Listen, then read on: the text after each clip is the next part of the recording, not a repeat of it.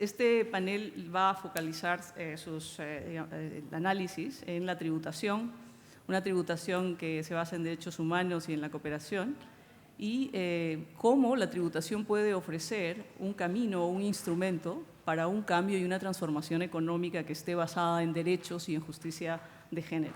En esta región, en América Latina, ¿no?, la participación de las mujeres en la fuerza de trabajo en la región tuvo un retroceso de 18 años durante la pandemia. La violencia basada en el género se incrementó, el trabajo no pagado y la carga del trabajo no pagado de las mujeres y de las niñas creció de manera exponencial, y las niñas se retiraron y dejaron de asistir al colegio en proporción mayor que los niños. Entonces, no hay una recuperación económica o una posibilidad de recuperación económica sin equidad de género. The tax system is a model that's is not designed to address inequalities at a global level. It shifts power from the global south to the global north.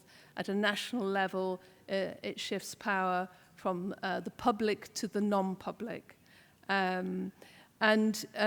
You know, the wealthy people and elites are able, through the current system, the global system, to they're not really investing in the economy, they're offshoring their wealth, they're saving their wealth, and they're accumulating their wealth. And with that comes influence and incredible power that has driven inequalities at a global level between countries as well as in country.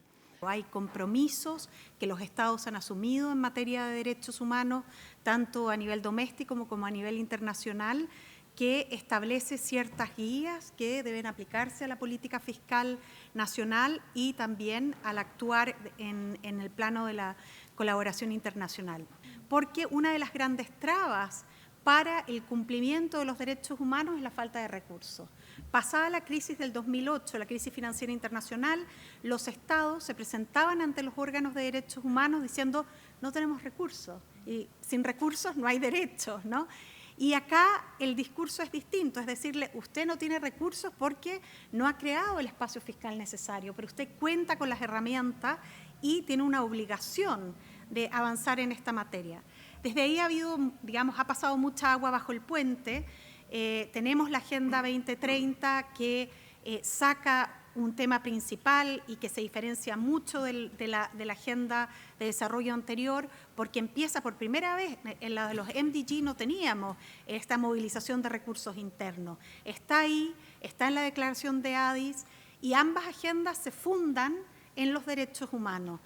Y ya, digamos, sobre todo en la región, vienen después los principios y directrices en materia de política fiscal y derechos humanos, un ejercicio movilizado y liderado por varias organizaciones de la región, demora 3 años, pero en el 2021, si no me equivoco, aparecen los principios que dan guía y explican de manera precisa, y es cómo aplicar, digamos, cómo estos principios y normas de derecho y estándares de derecho se aplica a la política fiscal.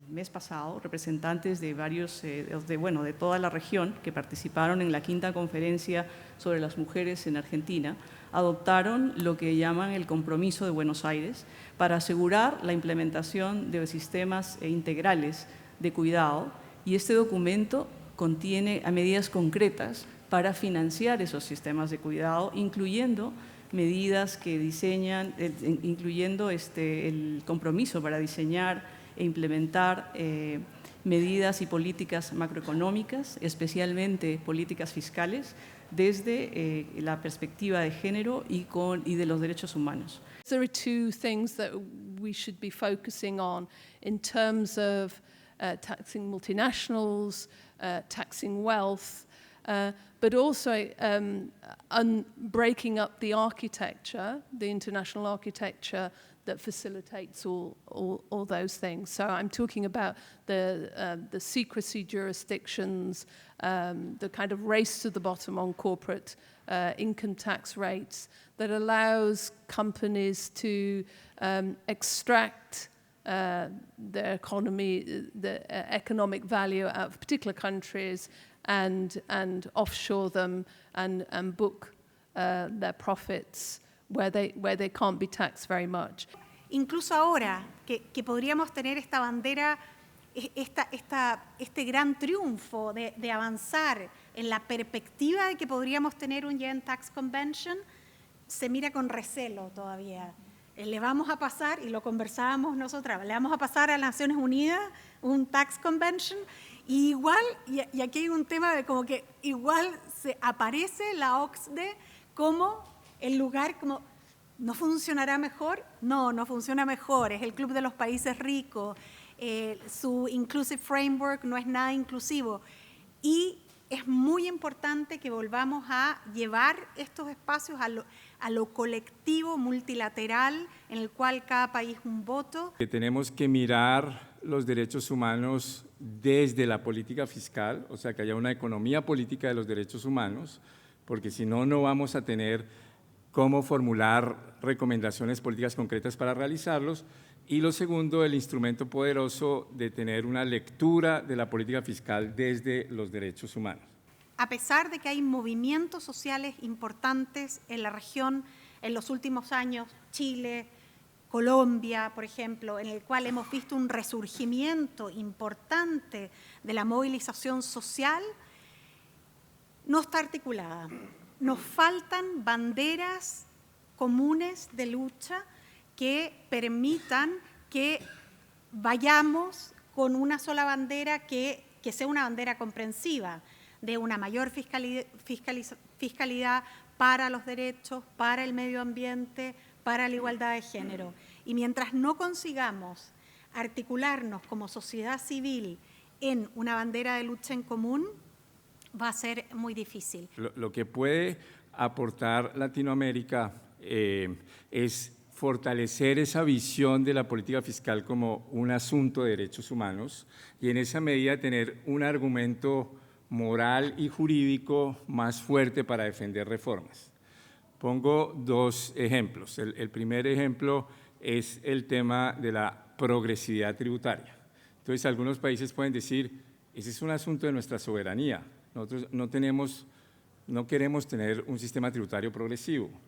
Lo que el comité ha dicho es, si usted tiene niveles de desigualdad altos, usted no puede tener un sistema tributario que no sea progresivo, porque con esos niveles de desigualdad no puede satisfacer los derechos sociales. Entonces deja de ser un asunto reservado a la discrecionalidad política de los gobiernos para volverse una obligación de derechos humanos. Y lo segundo, el tema de la competencia a la baja en materia fiscal. Entonces un Estado puede decir, pues que esa es mi política, yo quiero tener impuestos bajitos para de esa manera atraer capital y usted eso no me lo puede impedir. Lo que el comité ha dicho, por ejemplo, en la reciente revisión a Luxemburgo, Luxemburgo es un país de 700.000 habitantes que tiene 125.000 empresas, de las cuales 100.000 son offshore, o sea, tiene el nivel de per cápita de empresas offshore más alto del mundo. Y lo que el comité le dijo, hombre, no nos crea bobos. Si usted tiene esas empresas es porque son shell companies con las cuales usted lo que está haciendo es funcionar como un paraíso fiscal. Y eso es una violación de derechos humanos. Es decir, ahí usted está violando su deber de cooperar para que otros estados puedan recolectar los recursos necesarios para satisfacer los derechos sociales. Entonces deja de ser un asunto de soberanía estatal para volverse una violación de derechos humanos. Mientras haya paraísos fiscales, los países no van a tener los recursos para cumplir sus derechos sociales y eso es una violación de las obligaciones extraterritoriales de los estados en materia de derechos humanos y creo que le haría un nuevo argumento al debate internacional sobre política fiscal. Creo que combinando esas dos cosas, América Latina tendría, ahora que hay gobiernos progresistas en la región, tendría como una oportunidad de oro para llevar ese tema a nivel global. Yo creo que mi sueño es que en las próximas marchas del 8M vamos a empezar a ver y más mujeres con el cartel de política fiscal justa y redistributiva. Es clave, Las mujeres no vamos a lograr tener derechos sexuales y reproductivos, acceso a la salud de calidad, no vamos a tener una vivienda propia o un ingreso mínimo, una pensión justa que les permita a las sobrevivientes de violencia doméstica poder salir del agresor.